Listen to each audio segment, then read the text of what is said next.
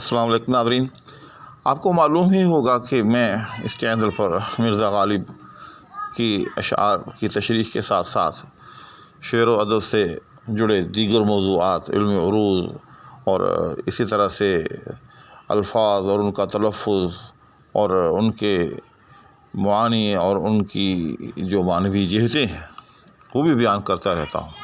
تو آج اسی سلسلے کے اندر ایک ایسا لفظ لے کر حاضر ہو رہا ہوں کہ جس کے لیے یوں سمجھیں کہ ہم 6 الفاظ جو ہیں وہ استعمال کرتے ہیں، یعنی ایک مفہوم کو ہم 6 طرح سے بیان کرتے ہیں۔ وہ 6 کے 6 الفاظ میں نے آپ کے سامنے اسکرین پر جو ہے وہ لکھ دیے ہیں، اور ان میں جو بڑا ہی لطیف سا فرق ہے میں وہ آپ کے سامنے جو ہے اس ویڈیو میں بیان کرنا چاہوں گا۔ چنانچہ وہ کون سا لفظ ہے یا وہ کون سی کیفیت ہے، وہ ہے موت۔ اب موت کیا ہے، یہ ایک الگ موضوع ہے، اس پر تو میں سمجھتا ہوں کہ جتنی بھی گفتگو کی جائے وہ کم ہے، لیکن ہمارا اس وقت وہ میدان نہیں ہے کہ موت جب آتی ہے تو انسان کیا فیل کرتا ہے، اور یہ کہ موت کس کیفیت کا نام ہے، یہ الگ موضوع ہے۔ انشاءاللہ اس پر بھی میں الگ سے جو ہے ایک ویڈیو آپ کی خدمت پہ پیش کروں گا۔ سر دست میرا موضوع یہ ہے کہ موت کے معنی میں جو دیگر الفاظ بولے جاتے ہیں ان میں کیا معنوی فرق ہے، تو بس یہ چیز لے کر میں آپ کی خدمت میں حاضر ہو رہا ہوں، اور یہ جاننا بہت ضروری ہے کیونکہ ہم سب یہ الفاظ جو ہے وہ ریپیٹڈلی استعمال کرتے ہیں، تو آخر اتنا تو پتہ ہونا چاہیے کہ ان میں فرق کیا ہے۔ تو ہم بلا تاخیر جو ہے ان کا فرق واضح کرنے کی کوشش کرتے ہیں۔ تو موت کے لیے سب سے پہلا لفظ رحلت۔ تو عام طور پر آپ نے کسی شخص کے مرنے پر یہ سنا ہوگا کہ فلاں صاحب جو ہے وہ رحلت فرما گئے۔ تو رحلت کا مطلب یاد رکھیے گا ہوتا ہے روانہ ہونا، سفر پر چلے جانا۔ تو چونکہ انسان جو ہے وہ سفر آخرت پر روانہ ہوتا ہے، تو اس لیے کہا جاتا ہے کہ فلاں صاحب جو ہے وہ رحلت فرما گئے، یعنی کہ سفر آخرت پر روانہ ہو گئے۔ قرآن کریم کے اندر یہ لفظ جو ہے سفر کے معنی میں بعین ہی موجود ہے۔ سورہ قریش، جس کو سورہ الإعلاف بھی کہا جاتا ہے، تقریباً سبھی کو زبانی یاد ہوگی، تو اس میں وہ یہ لفظ موجود ہے کہ لإیلاف قریش ایلافہم رحلۃ الشتاء والصیف، ایلافہم رحلۃ الشتاء والصیف، یہ جو ہے نا رحلۃ الشتاء والصیف، تو یہ وہی رحلت ہے، بالکل بعین ہی یہ وہی لفظ ہے کہ ہم نے رحلۃ الشتاء والصیف، شتاء کہتے ہیں سردیوں کو، صیف کہتے ہیں گرمیوں کو، یعنی ان کے درمیان سردی گرمی کا جو سفر ہے اس کو مانوس کرنے کے لیے۔ پھر یہ کن معنی میں ہے، آگے مانوسیت سے کیا مراد ہے، ایلاف سے کیا مراد ہے، پھر یہ الگ بحث ہے۔ انشاءاللہ اس حوالے سے بھی یا تو کوئی الگ سے چینل لانچ کروں گا کہ جو قرآن کریم کے جو مفردات ہیں ان پر گفتگو ہو، یا پھر اسی کے اندر انشاءاللہ یہ سلسلہ بھی شروع کر لوں گا۔ تو بہرحال لفظ رحلت کا مطلب کیا ہوا، سفر پر روانہ ہونا۔ اس کے بعد دوسرا لفظ وصال۔ تو یہ بھی آپ نے سنا ہوگا کہ فلاں صاحب جو ہے ان کا وصال ہو گیا۔ تو یہ وصال کا مطلب ہوتا ہے ملاپ، ملنا۔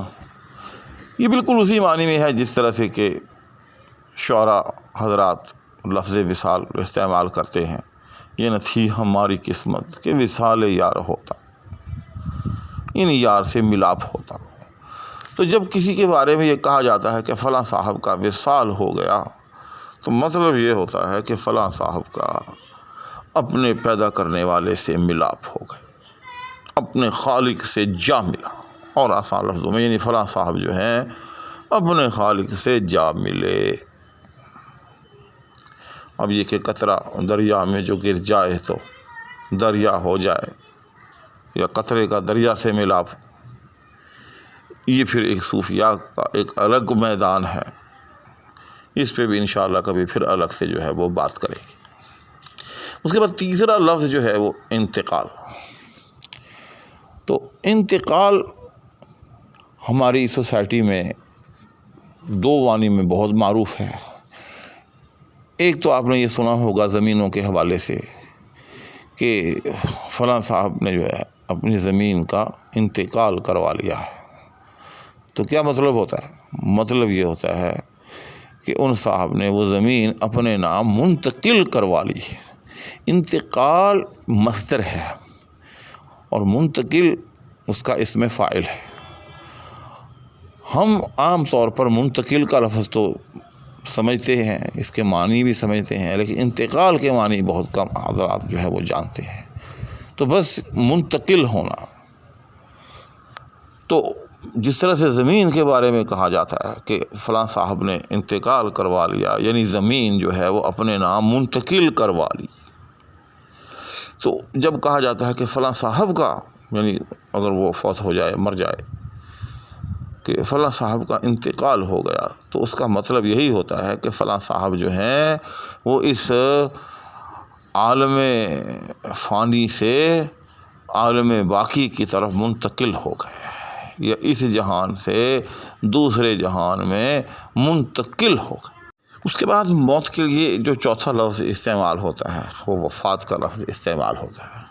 بلکہ اگر میں یہ کہوں کہ ان چار الفاظ میں سے جو سب سے زیادہ لفظ مستعمل ہوتا ہے وہ وفات کا لفظ ہی استعمال ہوتا ہے۔ تو پھر اس کے کیا معنی ہیں؟ تو بھائی یاد رکھیں کہ وفات کا لفظ جو ہے، اسی کو فوت ہونا بھی کہتے ہیں۔ فوت اور وفات ایک ہی بات ہے۔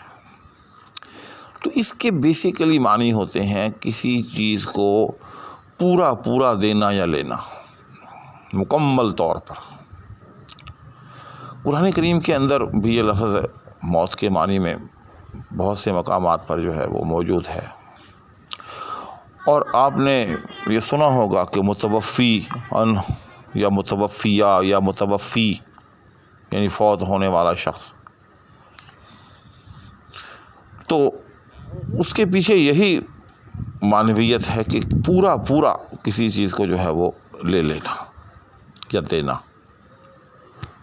قرآن کریم کے اندر 30ویں پارے میں ہے کہ وَيْلٌ لِّلْمُطَفِّفِينَ الَّذِينَ إِذَا اكْتَالُوا عَلَى النَّاسِ يَسْتَوْفُونَ، کہ ہلاکت ہے کم تولنے والوں کے لیے۔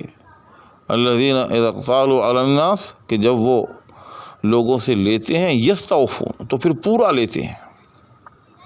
میں نے ایک لفظ ایک جگہ آپ کے سامنے قرآن کریم کی رکھی ہے، ورنہ قرآن کریم کے اندر تو یہ لفظ جو ہے بہت سی جگہ موجود ہے، اور فوت یا وفات کے معنی میں موجود ہے، بہت سے مقامات پر ہے۔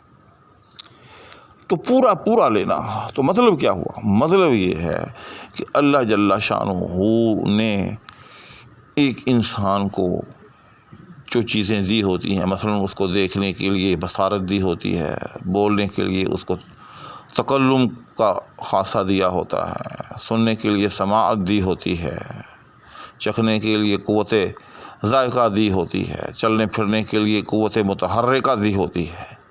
تو اللہ تعالیٰ جب کسی کو موت دیتے ہیں تو یہ چیزیں پوری اس سے جو ہے وہ واپس لے لیتے ہیں،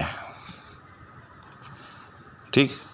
تو اس لیے جو ہے موت کو وفات کے ساتھ بھی تعبیر جو ہے وہ کیا جاتا ہے۔ اس کے بعد ناظرین ایک اور لفظ جو ہے، یہ بھی موت کے معنی میں، یہ اگرچہ اتنا عام نہیں ہے لیکن پھر بھی یہ مستعمل ہوتا ہے کہ جی فلاں صاحب جو ہیں وہ پردہ فرما گئے۔ تو اس میں پھر یہ ہے بطور خاص کہ یہ جو ہے نا لفظ پردہ فرما گئے، یہ بالعموم انبیاء کے لیے جو ہے وہ بولا جاتا ہے۔ اس کی وجہ یہ ہے کہ انبیاء کے حوالے سے حدیث ہے کہ الانبیاء احیاء فی قبورہم یصلون، کہ نبی جو ہیں وہ اپنی قبروں میں زندہ ہیں اور نماز پڑھتے ہیں۔ لہذا انبیاء کی وفات کے حوالے سے بعض احباب بجائے اس کے کہ وہ یوں کہیں کہ فلاں نبی جو ہیں وہ رحلت فرما گئے یا وہ فوت ہو گئے، اس کی بجائے وہ یہ کہنا مناسب سمجھتے ہیں کہ فلاں پیغمبر جو ہیں انہوں نے پردہ فرما لیا. کیا مطلب؟ یعنی دنیا سے پردہ فرما لیا، انسانوں سے پردہ فرما لیا، ہماری نگاہوں سے پردہ فرما لیا، ورنہ وہ جس کیفیت میں اس دنیا میں سے اب بھی وہ اسی کیفیت میں ہیں.